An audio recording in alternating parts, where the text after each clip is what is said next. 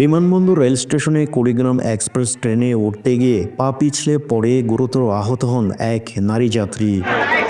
শুক্রবার রাত ৯টা ১৫ ট্রেনটি ঢাকা থেকে কুড়িগ্রামের উদ্দেশ্যে ছেড়ে যাবার সময় এ দুর্ঘটনা ঘটে। আহত নারীর সঙ্গে ছিলেন তার ছেলে বিপ্লব মণ্ডল। জানা যায় তার গ্রামের বাড়ি কুড়িগ্রামে যাচ্ছিলেন। ট্রেন ছাড়ার সময় তিনি উঠতে গেলে পা পিছলে ট্রেনের নিচে পড়েন। এতে তার হাত ও পা থেতলে যায় এবং প্রচণ্ড রক্তক্ষরণ হয়।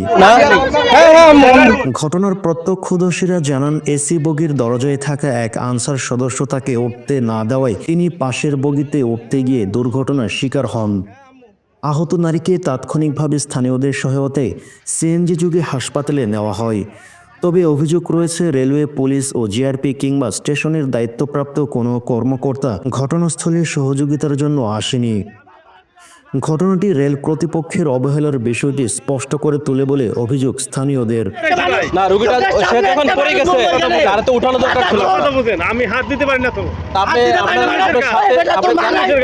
সহকর্মী যারা আছে, মহিলা আছে না, কথা বলেন। আমি যে মাস্টারের খবর দিতে পারি, মহিলা পুলিশ নাই এখানে। মহিলার খবর আছে দিছি তো আমি। আপনি কই দিলেন? আমার নিজের ফোন দিয়ে কথা দিছি।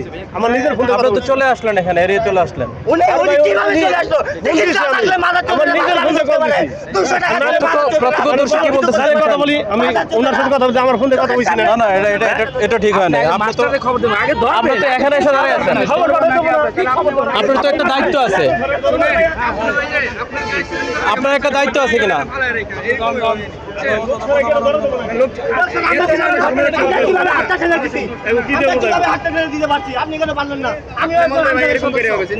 উচিত দুনিয়াতেই উচিত বিচার গুলো হয়, চিন্তা করেন উচিত বিচার দুনিয়াতে।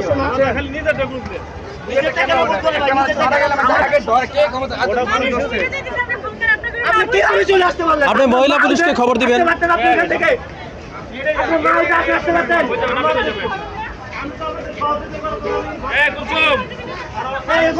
না, আপনি কোনো সহযোগিতা করেন নাই। আপনি কোনো সহযোগিতা দেখেন নাই।